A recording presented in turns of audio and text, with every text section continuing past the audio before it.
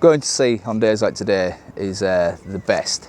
It's literally flat calm, glorious, you're happy straight away, the sunshine. It's like sat in your garden at home sort of thing, but you're working, getting paid for it. Yeah, but you do have bad days, very bad days. It could be literally the worst job in the world one day, and then the next day it can be the best job in the world. When your partner or family member starts going to sea, you do worry about them.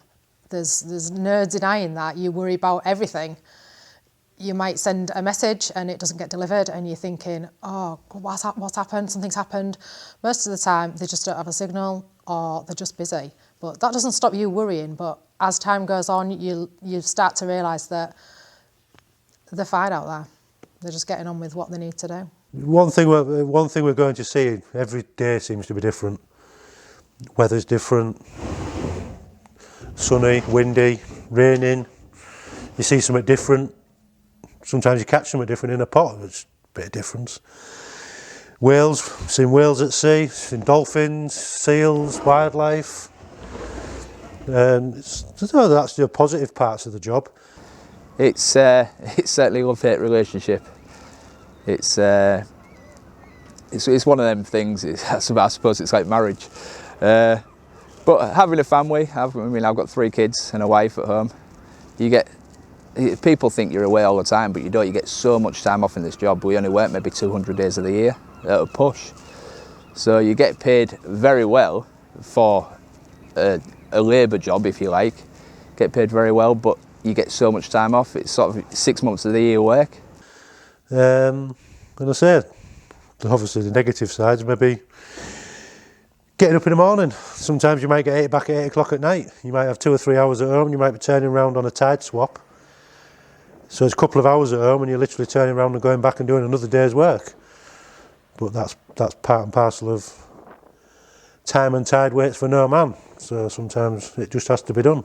It is a dangerous job. About 12 years ago, to the day nearly, I went overboard with an anchor, started getting dragged down. But I was okay. I was wearing a life jacket, I was wearing all the safety equipment that you need. Come back up, and I was fine. It was scary at the time. It was awful. I really thought I was going to die as I was going down. I was maybe under the water for 30 seconds, if that. But I come back up. We came home. We had a tea. It was me and the boss. We both cried, and then it was forgotten about. The next day we were back at it. We took extra precautions, of course, like you do. And it's one of them things. It's dangerous, but so is crossing the road. So is getting on an aeroplane. It's forgotten about, and we're extra careful now. I think you need those close shaves in life to make you realise how fragile life is. It's different working at sea, getting up at stupid times and then different times in the morning.